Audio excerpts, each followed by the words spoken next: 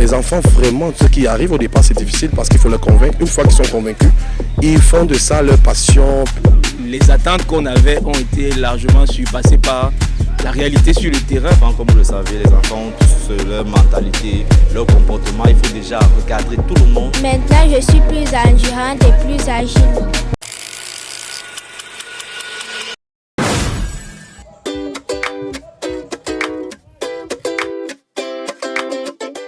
Le village noir a été le théâtre d'une journée de joie intense où la fin de stage de sa colonie vacances a été célébrée dans une ambiance de fraternité et de partage. Parents, enfants et encadrants ont partagé un moment unique où les disciplines sportives ont mis en lumière les prouesses et les exploits des jeunes talents. Les attentes qu'on avait ont été largement surpassées par la réalité sur le terrain. On a des coachs qui sont extrêmement dévoués et qui sont dotés de qualités de pédagogues assez exceptionnelles.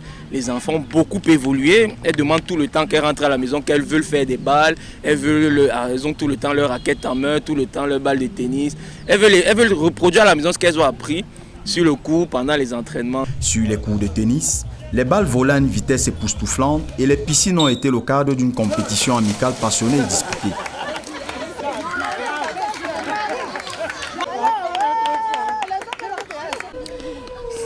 Ça s'est très bien passé. J'ai appris de nouvelles techniques pour jouer au tennis et je suis fière de ce que j'ai fait. Maintenant, je suis plus endurante et plus agile.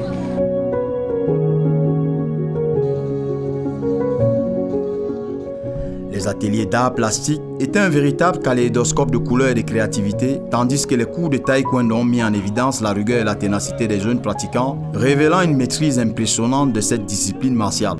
J'ai une petite fille qui fait du taekwondo, elle s'est appliquée. J'ai une qui a fait la danse, un garçon, un petit-fils qui a fait le foot.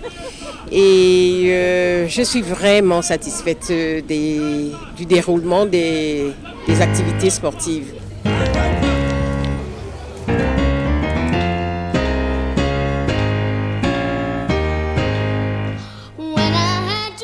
Enfin, la télé de danse a électrisé le public dans une déferlante de rythme et d'allégresse.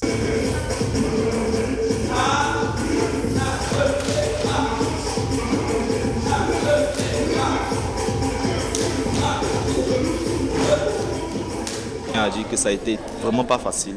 Les enfants, comme vous le savez, les enfants ont tous leur mentalité, leur comportement. Il faut déjà recadrer tout le monde, avoir un esprit d'unité afin que tout le monde puisse se sentir à l'aise, même s'ils ont des comportements différents.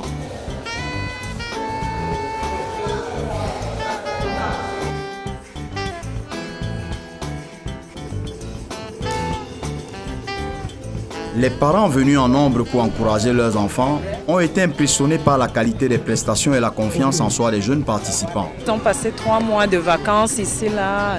Tout est bien organisé, tout est bien structuré et les enfants s'amusent bien. Bien amusé, c'était la première expérience dans le tennis et ma fille particulièrement, elle, je crois que pour elle c'est comme une découverte d'une vocation. La remise des diplômes a été un moment d'émotion intense, couronnant des semaines de travail farouche et de dévouement. Alors en tant que parent, je vais dire que je suis tout à fait satisfaite des activités auxquelles les enfants ont participé. J'ai des enfants qui ont fait natation, tennis, taekwondo et je peux noter une différence dans leur comportement. Dans la maison, elles sont plus disciplinées, elles sont plus persévérantes, elles ont développé, je veux dire, une estime de soi, une certaine confiance. C'était aussi l'occasion idéale pour les encadreurs d'exprimer leur satisfaction et leur fierté devant les progrès réalisés par les enfants, convaincus que ces derniers en ressortent grandis et enrichis. Quand on essaie de regarder, il y a des enfants qui venaient, qui ne savaient même pas taper le ballon 2 fois de suite, mais là ils sont en train de taper plusieurs fois de suite, donc ça fait plaisir.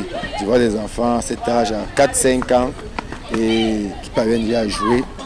L'homme est un vase vide qui a besoin d'être rempli à chaque instant qu'il reçoit.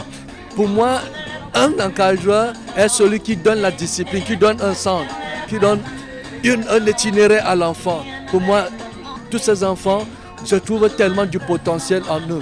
Et il n'y a pas de mauvais élèves. Selon les responsables du village noir, les activités proposées sont ouvertes à toutes les couches sociales, offrant ainsi une chance à chaque enfant de découvrir et de développer ses talents, quel que soit son background.